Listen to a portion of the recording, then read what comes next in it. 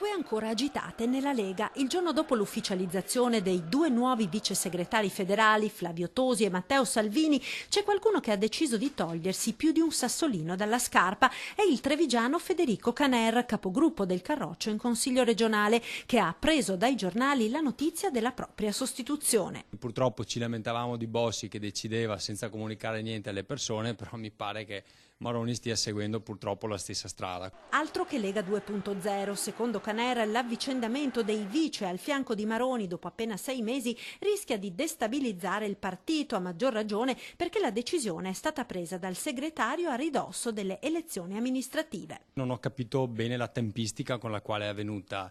Abbiamo due votazioni importanti in Veneto come il Comune di Treviso e il Comune di Vicenza e insomma forse si poteva anche aspettare una settimana.